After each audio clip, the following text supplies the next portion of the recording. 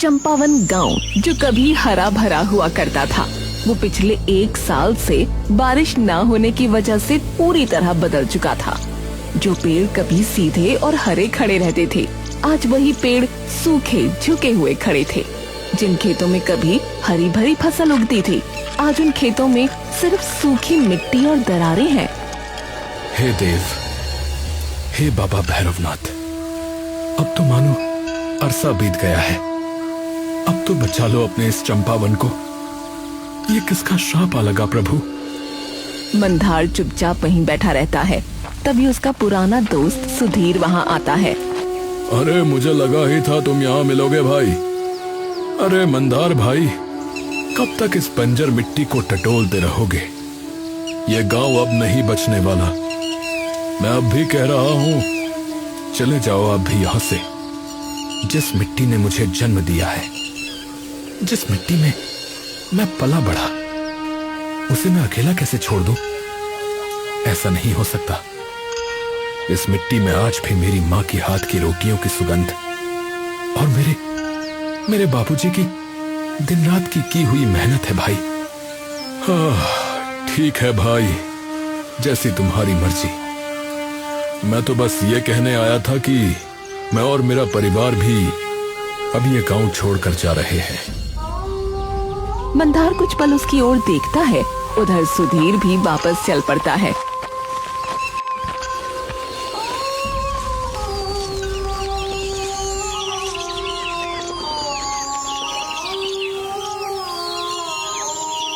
मंदार जैसे ही लकड़ी बेचने के लिए गांव से बाहर जा रहा होता है, तभी उसे अपने गांव के कुछ लोग दिख जाते हैं।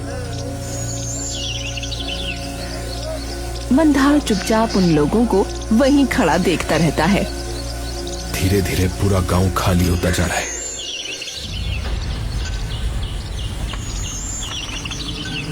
आ गए मंदार बेटा। जी काका। बेटा, तुम छोड़ क्यों नहीं देते गांव को? रोज 10 मील आते हो पैदल ये लकड़ी बेचने। अरे कब तक ये सब झेलते रहोगे बेटा? अपनी मिट्टी को पीठ नहीं दिखा सकता हूँ मैं काका। हाँ, चंपावन गांव की मिट्टी चाहे कितनी भी सूखी हो बेटा, पर भाग्यवान बहुत है कि तेरे जैसे बेटे जने हैं उसमें। मंदार हल्का सा मुस्कुराता है। बेटा, मैं जानता हूँ तुम अपने गांव से बहुत प्यार करते हो, लेकिन अगर ऐसा ही रहा तो गांव के साथ साथ तुम भी नहीं बच पाओगे बेटा। तो बस अपना ध्यान रखना।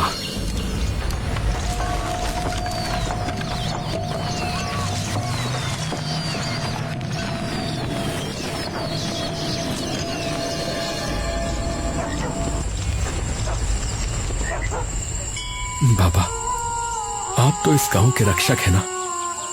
तो इस गांव का ऐसा हाल कैसे हो गया? क्या सच में कुछ गलत हो गया? मैं कुछ गलत कर रहा हूं बाबा, इस गांव को ना छोड़कर? क्या सच में सारी उम्मीदें जा चुकी हैं इस गांव के फिर से जीवित होने की? मंदार को अपने सवाल के जवाब में सुनाई दिया तो बस उड़ती हुई धूल का सन्नाटा। मैं कोशिश करनी नहीं छोड़ूंगा बाबा। मुझे पता है बाबा, आप मेरी बात सुन रहे हो। मंदार सर झुकाए अपने घर की ओर चल पड़ता है। मंदार जैसे ही घर में घुसता है, तभी उसे दिखता है कि सामने उसकी बीवी करुणा और उसका साला मनीष बैठे हैं। अरे मनीष, तुम कब आए?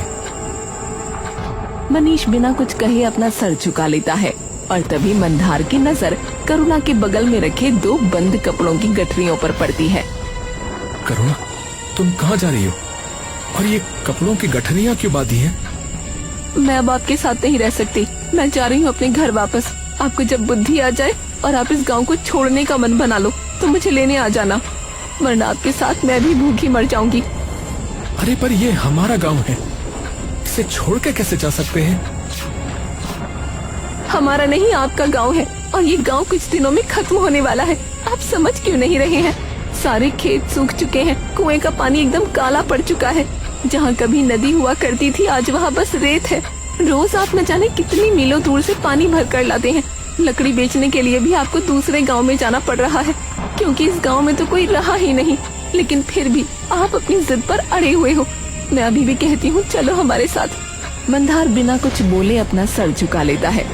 जैसी आपकी मर्जी, आपको रहना है तो रहो यहीं, लेकिन मैं नहीं रहने वाली इस गांव में। चलो मनीष।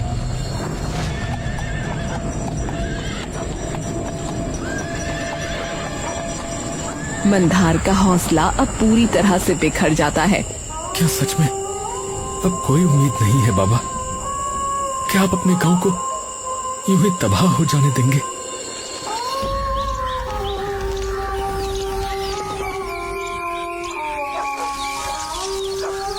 मंदार मटके का ढक्कन हटाकर देखता है कि अब मटके में भी थोड़ा ही पानी बचा है। फिर से भर कर लाना पड़ेगा। मंदार रोज की तरह मटका ले कड़ी धूप में दूसरे गांव के कुएं से मटका भरकर लाने के लिए निकल पड़ता है। मंदार कुछ दूर तक ही जाता है, तभी उसको जोरों की प्यास लगती है। पानी भी कम है मटके में, पर इतने से ही काम चलाना पड़ेगा। जैसे ही वो मटके से पानी पीने के लिए उसे उठाता है, तभी एक बूढ़ा आदमी लड़खड़ाते हुए उसके पास आता है। बेटा, बहुत प्यास लगी है बेटा, थोड़ा पानी दे दो, पानी। मंदार कुछ पल के लिए मटके में बचे थोड़े से पानी को देखता है, लेकिन फिर मुस्कुराने लगता है। लीजिए काका। वो अपने हाथों से उन्हें पानी पिला देता है। बूढ़ा आदमी तभी वहाँ से संतुष्ट होकर चला जाता है और मंदार खाली मटका लेकर आगे बढ़ता है। लेकिन कुछ ही कदम चलने के बाद उसकी आंखों के सामने अंधेरा छाने लगता है। उसके पैर डगमगाते हैं और वो गिरने लगता है। मंदार जैसे ही ऊपर देखता है, तभी उसका पूरा शरीर एकदम से मंत्रमुग्ध हो जाता है। उसके मन में भैरव बाबा को देखते मानो कई सारे भावों का ज्वार एकदम से उमड़ पड़ता है। बाबा, भैरव बाबा, क्या ये सचमुच आप ही हैं? अपने सच्चे भक्त के बुरे समय में यदि मैं नहीं आऊंगा तो कौन आएगा पुत्र? मंदार की आंखों से आंसू बहने लगते हैं। बाबा, बाबा सब कुछ छिन गया बाबा। मेरी बीवी चली गई, गांव उजड़ रहा है, खेतों की हरियाली रेत बन गई बाबा। वो लहलहाती फसलें अब सिर्फ यादों की परछाई रह गई हैं। मैं क्या करूं बाबा, क्या करूं? भैरव बाबा शांत स्वर में, पुत्र, बुरा समय हर किसी के जीवन में आता है, पर जो उस अंधेरे में भी अपना विश्वास नहीं खोता, वही सच्चा भक्त होता है। तुम्हारा इस मिट्टी के लिए प्रेम ही तुम्हारी सबसे बड़ी शक्ति है। इस गांव का रक्षक मैं नहीं, तुम हो मंदार। बाबा अपने हाथ से एक मिट्टी का कलश प्रकट करते हैं। इसे लो और इसका जल अपने खेतों में डाल दो। पर इतने पानी से भला क्या होगा बाबा? कर्म तुम्हारा है, फल मुझ पर छोड़ दो। परंतु एक नियम है जिसका तुम कभी उल्लंघन नहीं कर सकते। हाँ, कैसा नियम? तुम ये कलश किसी और को नहीं दे सकते। यदि तुमने ऐसा किया तो वो या उसके अलावा कोई भी मनुष्य इसे प्रयोग तो कर पाएगा, परंतु तुम फिर कभी इस कलश का उपयोग नहीं कर पाओगे। इतना कहकर बाबा धीरे धीरे हवा में विलीन हो जाते हैं। मंदार कुछ पल तक वहीं खड़ा रह जाता है, फिर वो कलश से एक घूंट पानी पीता है।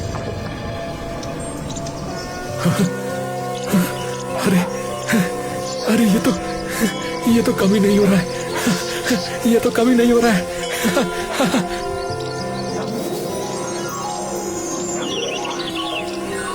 मंदार जैसे ही वो पानी डालने लगता है तो कलश से पानी लगातार बहने लगता है और धीरे धीरे उसका पूरा खेत पानी से भर जाता है।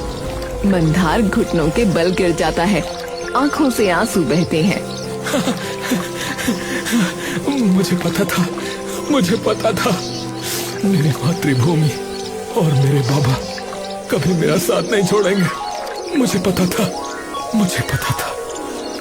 मंदार अपने खेत की मिट्टी को उठाकर अपने माथे से लगा लेता है। धन्यवाद बाबा, धन्यवाद, आपका बहुत बहुत धन्यवाद।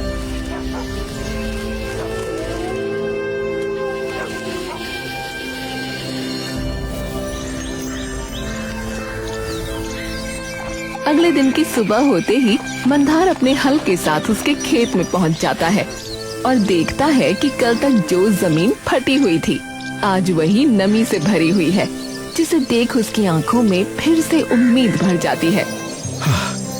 अब फिर से इस जमीन को जिंदा करने की बारी आ चुकी है। मंदार के चेहरे पर वही खुशी अब वापस आ जाती है जो कुछ वक्त से खोई हुई थी। अब बस आप सब कुछ मुझ पर छोड़ दो भैरव बाबा, और देखते जाओ कि कैसे सभी लोग हमारे गांव को फिर से हरियाली का स्वर्ग कहेंगे। मंदार पूरे मेहनत से अपने खेत में खेती करना शुरू कर देता है और रोज अपने जादुई कलश से अपने खेत की सिंचाई करने लगता है। जहाँ गांव के सभी खेत बंजर पड़े थे, वहीं मंदार के खेत में फसलें उगनी शुरू हो गईं। और तभी एक दिन गांव का एक आदमी रघुनाथ वहाँ आता है और उसके खेतों में खड़ी फसलों को देखकर हैरान रह जाता है। अरे मंदार, अरे भाई, ये सब तुमने कैसे किया भाई? गांव में तो बारिश की एक बूंद तक नहीं पड़ी और तुम्हारे खेत में फसलें उगना शुरू भी हो गई। मंदार कुछ पल के लिए रुकता है, कलश की तरफ देखता है, फिर हल्का सा मुस्कुरा देता है। बस भाई, मिट्टी से प्रेम किया है। आप जब तक मिट्टी का साथ नहीं छोड़ोगे ना, तब तक ये मिट्टी भी आपका साथ नहीं छोड़ेगी। भाई कमाल कर दिया यार। गांव वालों को तो लगता था कि तुम बस यूं ही जिद पकड़ कर बैठे हो और कुछ सठिया वठिया गए हो, पर तुम्हारे इस गांव के लिए प्रेम ने तो सचमुच मानो यार रेत में फूल खिला दिया। सच में ये तो चमत्कार है भाई, चमत्कार। रघुनाथ मंदार को बधाई देकर वापस चला जाता है। दिन बदलते हैं और कुछ हफ्तों बाद देखते ही देखते पूरा खेत हरी भरी फसलों से लहलहा उठता है। वापस आ गई मेरे चंपावन की सांसें।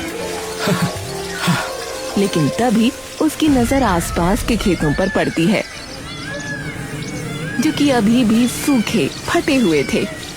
सिर्फ मेरे खेत में फसल हो और बाकी के खेत यूं ही रहे, ये तो गलत बात है। और तभी वो धीरे धीरे अपने आसपास पड़े सूखे खेत, पेड़, मुरझाई हुई पत्तियों को देखता है। ओहो, अरे मैं इन्हें कैसे भूल गया। माफ करना बाबा, अपने खेतों के लालच में मैं गांव को तो भूल ही गया था। कल से सिर्फ अपना नहीं बल्कि पूरे गांव के खेत संभालूंगा। जो पेड़ आज मुरझाए हैं वो कल तक जरूर हरियाली से भर जाएंगे और फिर अपने खेतों की तरफ आते हुए मुझे एक बार फिर वही मधुर कोयल और चिड़ियों की आवाज सुनाई देगी। अगले दिन से ही मंदार गांव के और जंगल के सभी पेड़ पौधों को पानी देना शुरू कर देता है और धीरे धीरे और खेतों को जोतना शुरू कर देता है। अरे मंदार भाई, अरे ये खेत तो आनंद का है, तो आप इसमें क्यों काम कर रहे हो? अरे भाई, ये खेत हो चाहे कोई भी खेत हो, ये सब खेत है तो हमारे गांव का ही हिस्सा।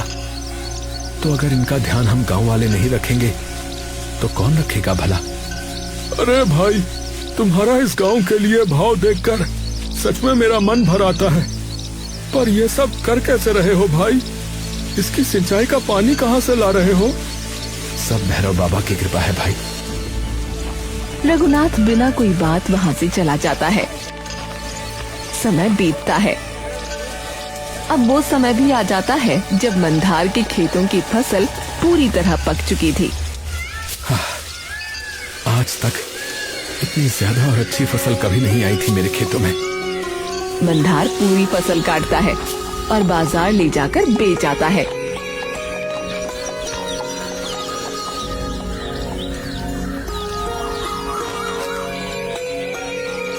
जिसके उसे अच्छे खासे पैसे मिलते हैं। अरे वाह, ये तो कमाल हो गया। मंदार शाम को खेती कर थका हारा अपने घर आता है। तभी उसे दिखता है सामने करुणा बैठी है। करुणा, तुम यहाँ? करुणा धीरे धीरे खड़ी होती है और मंदार की तरफ आती है। हाँ, आपके प्रेम ने इस गांव की किस्मत बदल दी। मैं तो फिर भी इंसान हूँ, तो मेरा भी तो मन बदल दिया आपने। करुणा आगे बढ़कर मंदार के गले लग जाती है। मुझे माफ कर दीजिए, मैंने आपके विश्वास पर सवाल उठाया।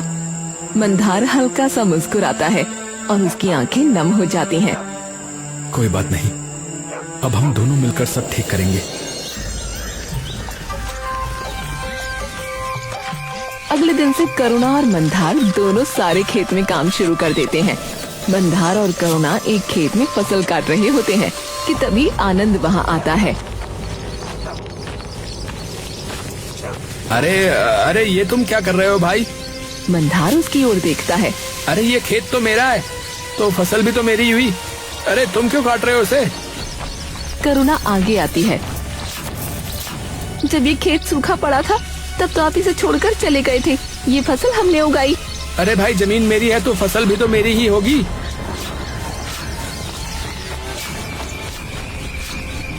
ओहो, तुम हमारी जमीन पर भी खेती करके फायदा उठा रहे हो भाई। ये गलत बात है। मंदार धीरे से आगे आता है और करुणा के कंधे पर हाथ रखता है। भाइयों, आप मुझे गलत समझ रहे हैं। मैं आपकी जमीन पर कब्जा करने नहीं आया। मैं तो बस इस गांव को बचाना चाहता था। सब लोग चुप हो जाते हैं। पर अगर आप ये फसल बेचना चाहते हैं तो जरूर बेचिए, मुझे पैसे नहीं चाहिए। मैं तो बस चाहता हूँ कि हमारा गांव फिर से पहले जैसा हो जाए, जहाँ हरे भरे पेड़ों पर कोयल बैठे, पक्षी गीत गाएं, खेतों में लहलहाती फसलों की खुशबू फिर से हमारे घरों को भर दे। मतलब भाई, तुम्हें पैसे वैसे नहीं चाहिए क्या? और ये फसल भी हमारी है? नहीं, मैं बस चाहता हूँ कि जो लोग इस गांव को छोड़कर गए थे वो वापस आ जाएं। भाई, मैंने जो भी कहा उसके लिए मैं माफी मांगता हूँ भाई। सच में भाई, तुम जैसा निस्वार्थ इंसान हमने पहली बार देखा है। माफ करना भाई।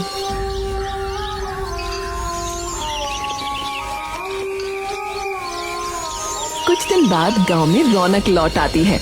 लोग वापस आ जाते हैं, लेकिन उनकी जमीन पर कोई फसल नहीं उग पाती। भाई, हमें समझ में नहीं आ रहा कि तुम्हारे खेतों में फसल कैसे उग रही है और हमारे खेतों में तो कुछ भी नहीं उग रहा। ऐसा क्यों हो रहा है भाई? मंदार चारों ओर नजर घुमाता है और देखता है कि उसके खेत के अलावा सारे खेत एकदम बंजर पड़े हैं। तभी उसकी नजर अपने मिट्टी के कलश पर जाती है। मंदार चुप रहता है। उसकी नजर मिट्टी के कलश पर जाती है। यदि तुमने ये कलश किसी और को दिया तो तुम इसका उपयोग फिर कभी नहीं कर पाओगे। मंदार गहरी सांस लेता है। ठीक है, मैं आपको एक बात बताता हूँ। मंदार सबको कलश के बारे में सब बता देता है। ये कलश कभी खाली नहीं होता। आप लोग इसे ले जाइए और अपने खेतों को इस कलश के पवित्र पानी से सींचिए। पर भाई, फिर आप इसका उपयोग नहीं कर पाएंगे। मंदार हल्का मुस्कुराता है। अगर मेरे एक खेत के बदले पूरा गांव बच सकता है तो इससे अच्छा और क्या होगा भाई। वो जैसे ही कलश की तरफ आगे बढ़ता है तभी कलश से दिव्य रोशनी बाहर आने लगती है। सब लोग उस रोशनी से घबरा जाते हैं और मंदार भी डरकर वो कलश नीचे रख देता है। तभी उसी रोशनी से भैरव बाबा प्रकट होते हैं। पुत्र, तुमने एक बार फिर इस गांव के लिए अपने सच्चे प्रेम और निष्ठा को सिद्ध कर दिया। मंदार की आंखों से आंसू छलक उठते हैं। तुम्हारा त्याग और प्रेम ऐसा है जो देवताओं का भी मन मोह ले। तभी आसमान में बादल गरजने लगते हैं और तेज बारिश हो जाती है। अरे अरे, बारिश आ रही है भैया। अरे अरे, बारिश आ रही है भैया। हाँ भैया, बारिश आ रही है। देखो कैसे झूम के आ रहा है बादल। आहा, कैसे झूम के आ रही है फुहारे भैया। आहा। सभी खुशी से झूम उठते हैं और भैरव बाबा मंदार की ओर देखकर मुस्कुराते हैं और धीरे धीरे विलीन हो जाते हैं। सब गांव वाले हाथ जोड़कर सर झुका लेते हैं। बाबा, बाबा हमें क्षमा कर दीजिए, अगर हमसे कोई भूल हुई हो तो। हाँ हाँ बाबा, क्षमा कर दीजिए। मंदार आगे बढ़ता है। आज से हर दिन भैरव बाबा को चढ़ावा चढ़ाया जाएगा, जिन्होंने हमारे गांव को फिर से जीवित कर दिया।